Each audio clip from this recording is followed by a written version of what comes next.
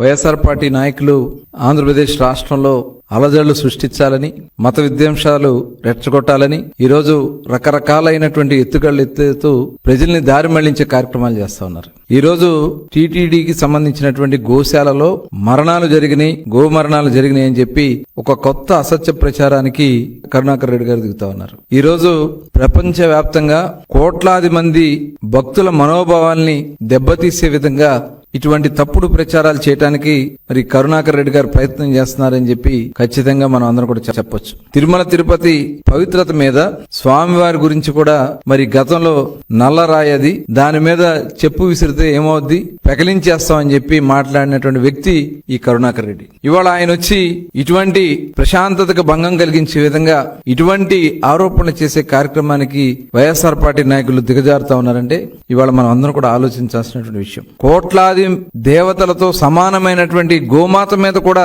ఇలాంటి తప్పుడు ప్రచారాలు చేయడానికి ఇవాళ వైఎస్ఆర్ పార్టీ నాయకులు దిగజారుతా ఉన్నారంటే మనం అందరం కూడా ఆలోచించాల్సినటువంటి విషయం.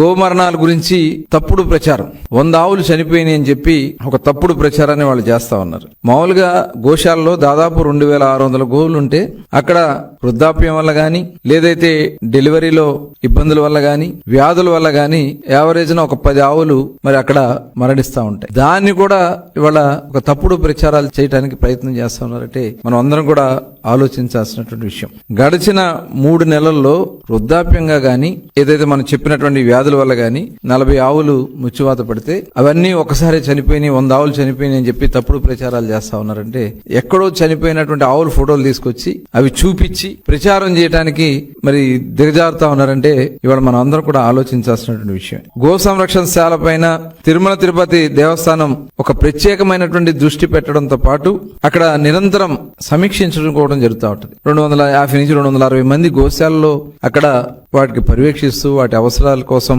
సంరక్షణ కోసం అక్కడే ఉంటూ వాటికి గోశాల సేవలు చేస్తా ఉంటే దాని మీద కూడా తప్పుడు ప్రచారం చేస్తూ జియో ట్యాగింగ్ జరగట్లేదని చెప్తున్నారు. ప్రతి ఆవుకి జియో ట్యాగింగ్ చేసి ఆ సంరక్షణ రికార్డులన్నీ కూడా ఎప్పటికప్పుడు అక్కడ పర్యవేక్షిస్తూనే ఉంటారు. అలాంటిది జియో ట్యాగింగ్ జరగట్లేదు. ఎవరి కోసం మీరు ఈ మాటలు మాట్లాడుతా ఉన్నారో కరుణాకర్ రెడ్డి గారు తెలియజేయాలని చెప్పి నేను కోరుతా ఉన్నా.